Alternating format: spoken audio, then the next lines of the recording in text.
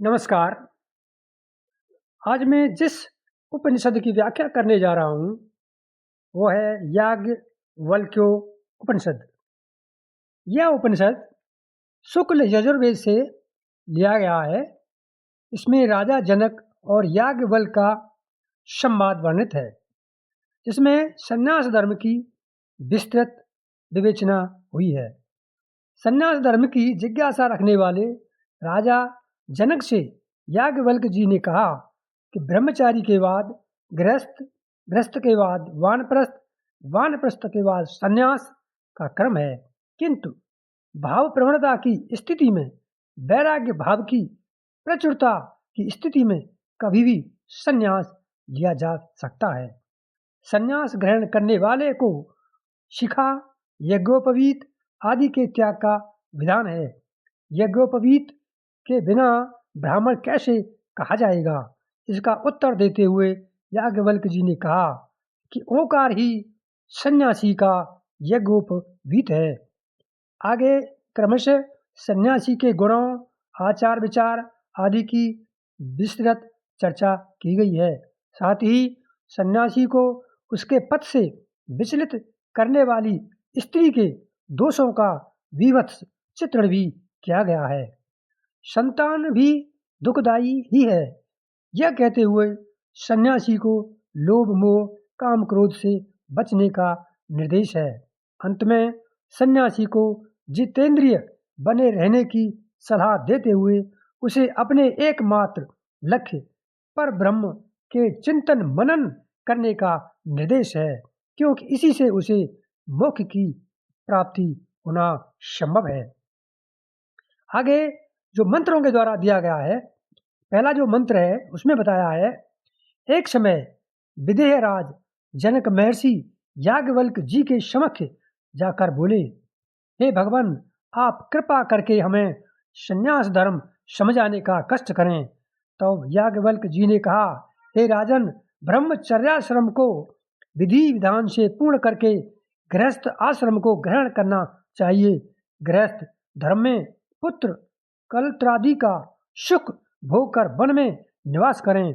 वानप्रस्थ आश्रम के बाद संन्यास आश्रम को धारण कर लेना चाहिए।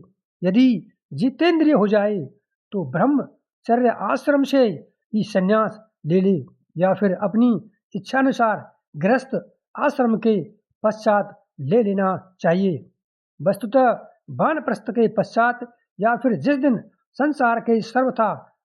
संसार से सर्वथा वैराग्य हो जाए, उसी दिन संन्यास ले लेना चाहिए। चाहे व्रती हो या नहीं, स्नातक हो अथवा न हो, अग्नि की सेवा कर चुका हो अथवा नहीं, जिस क्षण वैराग्य उत्पन्न हो जाए उसी क्षण संन्यास ले लेना चाहिए। आगे के मंत्र में बताया है, इसके पश्चात याज्ञवल्क्य जी से अत्रि ऋषि ने पूछा, हे महर्षि, यज्ञोपवीत के बिना कोई ब्राह्मण कैसे रह सकता है? याज्ञवल्क्य ऋषि ने कहा कि ये ओंकार ही उस सन्यासी का यज्ञोपवीत है। यही आत्मा है जो पूर्वोक्त प्रकार से हवन करके उसका प्राशन कर आचमन कर लेता है, उसके लिए मात्र यही विधि है।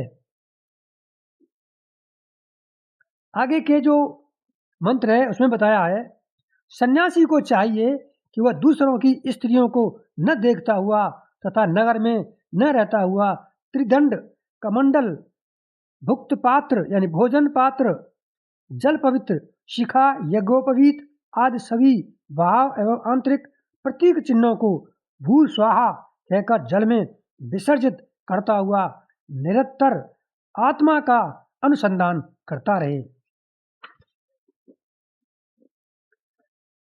वस्त्रादि से रहित सभी में एकमात्र ब्रह्म को देखता हुआ किसी भी व्यक्ति को नमन के योग्य न समझते हुए स्त्री पुत्रादि के प्रति आसक्ति से हीन, लक्ष्य तथा अलक्ष्य, इन अवस्थाओं द्वारा दोनों का निर्वर्तक, सब कुछ त्याग देने वाला सन्यासी ही परमेश्वर होता है। इस संबंध में ये श्लोक कहा गया है, जिस मनुष्य ने अपने से पूर्व यानी पहले ही सन्यास ग्रहण कर लिया हो अथवा जो धर्म तुल्य हो, अर्थात आचार विचार एवं संप्रदाय से जो श्रेष्ठ हो उसे ही प्रणाम करना चाहिए, किसी अन्य को नहीं। नाम धाम काम एवं अवस्था आदि से परे ऊंचे श्रेष्ठ स्थान पर प्रतिष्ठित अद्वैय रूप स्वराज्य में, जिसमें अपने से भिन्न कुछ भी दृष्टिगोचर नहीं होता, स्थिति स्थिरमति आत्म तत्व में निष्णात सन्यासी भला कैसे किसी को प्रणाम करे, क्योंकि वह तो सभी में अपना ही रूप देखता है। उसके लिए तो कोई भी कार्य संसार में शेष नहीं रहता। आत्मतत्वज्ञ तो किसी व्यक्ति विशेष को भी प्रणाम नहीं करता, अथवा फिर ईश्वर को यह समझ कर के वह जीव के रूप में इस संसार के समस्त प्राणियों में स्थित है और घोड़े चांडाल गौ तथा गधे आदि सभी को दंडवत प्रणाम करता है। मांस मेदा आदि द्वारा निर्मित यत्र तत्र गमन करने वाली पिटारी रूप नारी के शरीर में, जिसमें नसें हड्डी एवं ग्रंथियां ही स्थित हैं, कौन सी वस्तु शोभनीय है। इस देवी रूपता नारी की त्वचा मांस रक्त अश्रु एवं नेत्र आदि पृथक पृथक करके उसके शरीर के आंतरिक अवयवों को तो देखो, क्या वे शोभनीय लगते हैं?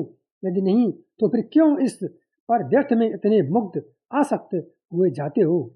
जिसके स्तनों पर लटकने वाले हार को मेरु पर्वत के शिखरों के बीच से गिरने वाली गंगा जल की धारा की उपमा दी गई है, और वैसे ही वह हार पर लक्षित भी होता है।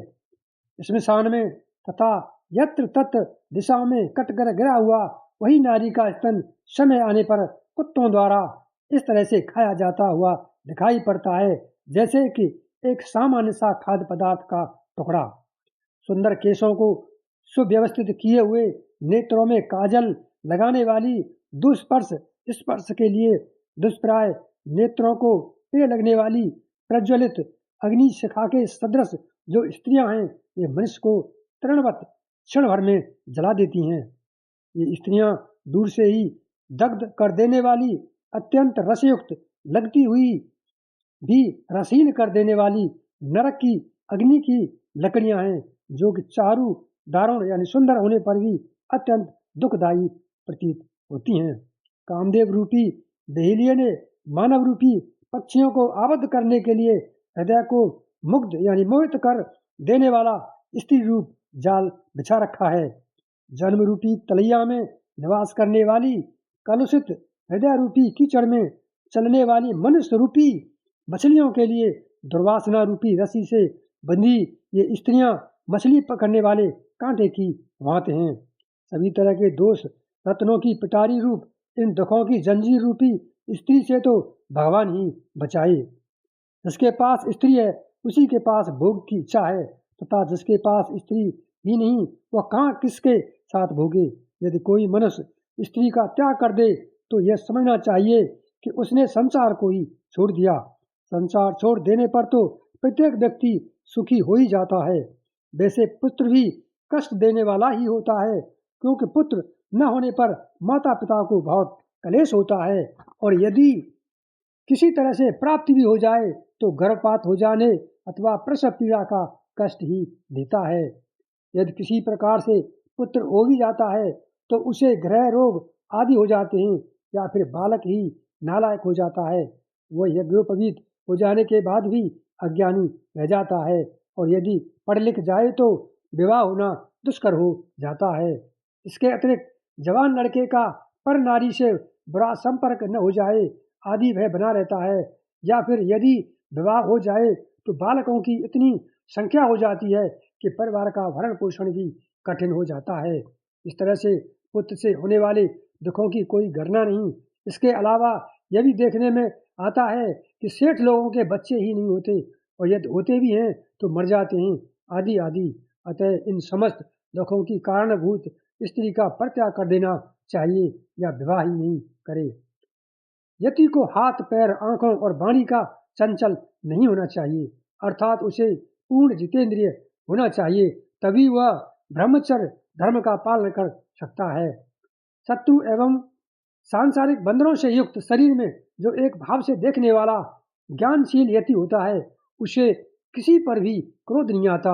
जिस प्रकार के व्यक्ति को अपने हाथ पैर आदि अंगों पर क्रोध नहीं आता, क्रोध करने वाले आदमी से पूछना चाहिए कि क्रोध पर ही तुम क्रोध क्यों नहीं करते हो, जो समस्त वस्तुओं का मूल कारण है। साथ ही जो धर्म, अर्थ, काम एवं मोक्ष का बलवान बैरी है, अपने स्वयं के आधार को ही भस्म कर देने वाले क्रोध के लिए मेरा बारंबार नमस्कार है। मुझे वैराग्य प्रदान करने वाले एवं दोषों का बोध कराने वाले कोप को बारंबार नमन बंदन है। जहाँ जब सामान्य जन सहन करते हैं, वहाँ संयमी पुरुष जागता है, संयमी पुरुष पूर्ण सावधान रहता है, तथा जब अन्य सामान्य जन जागते हैं, तब योगी पुरुष सुषुप्ति का आश्रय प्राप्त कर लेता है। व्यक्ति को यही भावना करनी चाहिए कि मैं इस संसार में चित स्वरूप ही हूँ, अखंड ब्रह्मांड चिन्मय हूँ तथा सभी कुछ चिद रूप ही हूँ, मैं भी चिद ही हूँ एवं संपूर्ण सृष्टि चिद रूप ही है। ये मुनि श्रेष्ठ परमहंस का परम श्रेष्ठ पद मोक्ष ही यतियों के लिए उपादेय अर्थात आवश्यक वस्तु है, इससे बढ़कर और कुछ भी नहीं, यही सर्वोत्कृष्ट है। इस प्रकार ये उपनिषद समाप्त हुई। और इसके बाद ही मैं इसको समाप्त करना चाहूँगा। नमस्कार।